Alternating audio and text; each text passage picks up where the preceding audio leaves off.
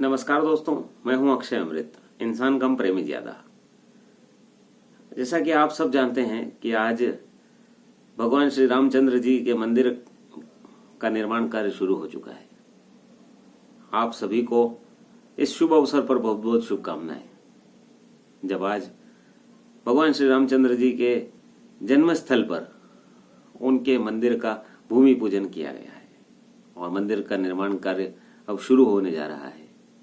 जो वर्षों से हम रास्ता देख रहे थे, जिस घड़ी का इंतजार कर रहे थे, आज वो हमारे सामने है, जब लाखों करोड़ों लोगों का सपना साकार हो रहा है। भगवान श्री रामचंद्र जी ने जिस जगह पर जन्म लिया था, उस जगह पर ही उनका भव्य मंदिर तैयार होने जा रहा है। इस शुभ अवसर पर आप सभी को बहुत बहुत शुभकामनाएं। और भगवान श्री राम हम सबके आराध्य हैं। क्यों? क्योंकि वे मर्यादा पुरुषोत्तम हैं। ऐसे तो पूजनीय और भी देवता हुए।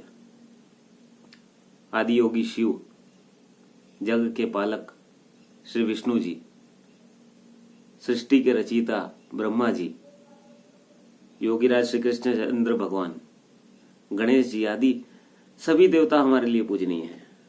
किंतु भगवान श्री रामचंद्र जी के लिए यह विशेष आस्था क्यों? उनके लिए दिल में विशेष जगह क्यों? क्योंकि वे मर्यादा पुरुषोत्तम है।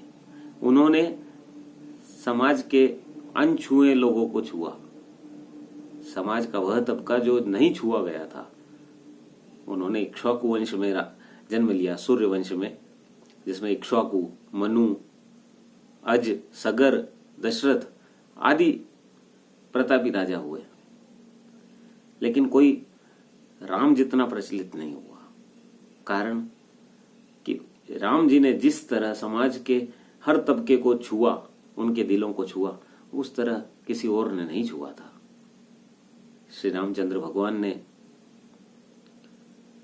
केवट के सहारे गंगा पार की, गंगा नदी पार करने के लिए केवट की सहायता ली। उन्होंने निषादराज गुह से दोस्ती की और वो दोस्ती पूरी उम्र निभाई। उन्होंने माता शबरी के झूठे बेर खाए।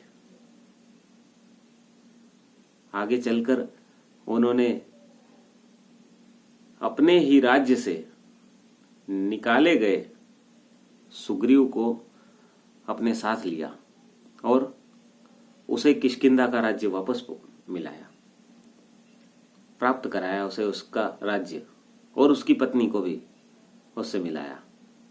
बाली ने सुग्रीव के साथ अन्याय किया था, राज्य के साथ साथ उसकी पत्नी को भी अपना बना लिया था और सुग्रीव को देश निकाला दे दिया था। तब भगवान श्री रामचंद्र जी ने बाली का सामना किया, उसका संहार किया और सुग्रीव को उसका न्याय दिलाया। भगवान श्री रामचंद्र जी को पता था कि बाली से जब युद्ध करूंगा तो यदि मैं सामने जाकर युद्ध करता हूं तो मेरा आधा बल बाली को प्राप्त हो जाएगा। उन्होंने पीछे से वार किया और गलत नहीं किया, क्योंकि बाली अधर्म के साथ था और सुग्रीव धर्म के साथ था। बाली ने अपने भाई की पत्नी को अपनी पत्नी बनाया। यह गलत था, यह अधर्म था। अपने छोटे भाई की पत्नी को अपने साथ रखना यह अधर्म है। इसलिए भगवान श्री रामचंद्र जी ने पीछे से उस पर वार किया और बाली का संहार करके सुग्रीव को उसका राज्य दिलाया और उसकी पत्नी से मिलाया। आगे जाकर जब दुश्मन रावण ने अपने भाई को निकाल दिया, विभीषण को अपने देश से निकाला दे दिया, तब भगवान श्री रामचंद्र जी ने उसको शरण दी अपने चरण कमलों में। ऐसे मर्यादा पुरुषोत्तम है भगवान, और वे आदर्श हैं हम सबके लिए। हर किसी के लिए आदर्श हैं भगवान श्री रामचंद्र जी। उन्होंने अपने जीवन काल में सब तरह के आदर्श स्थापित किए हैं। एक आदर्श पुत्र बनकर उन्होंने दिखाया। राजा दशरथ ने उनको वनवास जाने के लिए कहा, उन्होंने अपना वनवास पूरा किया जबकि मन से दशरथ नहीं चाहते थे कि वो वनवास जाए, लेकिन उन्होंने यह चाहा कि दशरथ जी अपना वचन पूरा करें, इसलिए उन्होंने वनवास जाना स्वीकार किया। माता कैकेयी जिन्होंने उनका राजपाट भरत को दिया और भगवान श्री रामचंद्र जी को वनवास जाने के लिए कहा, उन्होंने खुशी खुशी उसे स्वीकार किया और माता कैकेयी को सर्वप्रथम स्थान दिया। माता कौशल्या के भी पहले माता कैकेयी को स्थान दिया उन्होंने।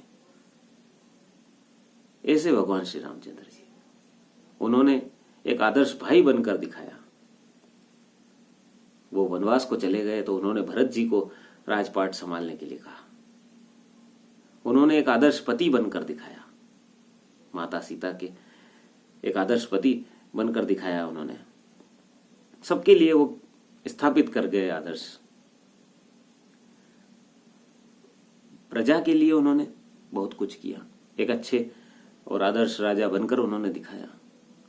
जनता में संशय न हो इसलिए उन्होंने कठोर आदेश जारी किए, कठोर न्याय व्यवस्था उन्होंने शुरू की और उन्हें माता सीता को भी वनवास जाने के लिए कहना पड़ा। उनका मन नहीं था, लेकिन माता सीता ने जिद की जाने की तो उन्हें वह स्वीकार करना पड़ा। माता सीता का वनवास जाना भी उन्हें स्वीकार करना पड़ा और अंत में माता सीता का मां धरती के अंदर समा जाना भी उन्हें स्वीकार करना पड़ा और उन्होंने सहर्ष स्वीकार किया सब कुछ, क्योंकि वे आदर्श स्थापित करना चाहते थे और उन्होंने आदर्श स्थापित किए, इसलिए वह पूजनीय है। और यह हमारे लिए बहुत खुशी की बात है कि हमारे आराध्य भगवान श्री रामचंद्र जी भगवान का एक मंदिर बनने जा रहा है, ठीक उसी जगह पर जहां पर उन्होंने जन्म लिया था। रामलला वहीं विराजमान होंगे और यह जरूरी भी है। हम देखें कि इस्लाम धर्म के लिए जैसे मक्का मदीना है, क्रिश्चियंस के लिए जिस तरह से वेटिकन सिटी है, सिखों के लिए अमृतसर का स्वर्ण मंदिर या ननकाना साहिब है, उसी तरह हमारे लिए भी अयोध्या एक तीर्थ स्थली है। हम वहां जाएं या न जाएं, लेकिन वह हमारे लिए तीर्थ स्थली है और वहां पर उनका मंदिर बनना बहुत ही खुशी की बात है, बहुत हर्ष की बात है। हम सबको उस पर गर्व होना चाहिए, खुशी होनी चाहिए। और मैं कहना चाहता हूं कि अन्य समुदाय के लोग, अन्य तबके के जो लोग हैं, उन्हें भी इसमें रजामंदी देनी चाहिए और खुश होना चाहिए, क्योंकि इसी में सबका भला है, इसी में सबकी खुशी है। हम जिन भगवान को मानते हैं उनका मंदिर उस जगह पर बने तो हमें बहुत खुशी होगी। और मैं चाहता हूं कि हर समुदाय के लोग इसमें साथ आए। और एक चीज और अच्छी हुई है कि अब ये मंदिर का निर्माण कार्य शुरू हो गया है, तो अब कोई यह नहीं पूछेगा कि मंदिर कब बनने वाला है, कहां बनने वाला है, उसका भूमि पूजन कब होगा, आदि सब बातें अब साफ हो चुकी हैं। अब ये सवाल करने वाला कोई नहीं है। तो अब भगवान श्री रामचंद्र जी वहीं विराजमान होंगे जहां उन्होंने जन्म लिया था और यह हमारे लिए बहुत गर्व की बात है। हम सबको खुश होना चाहिए, एक दूसरे को बधाई देना चाहिए। मेरी ओर से आप सबको सपरिवार बधाई। सियावर रामचंद्र जी की जय।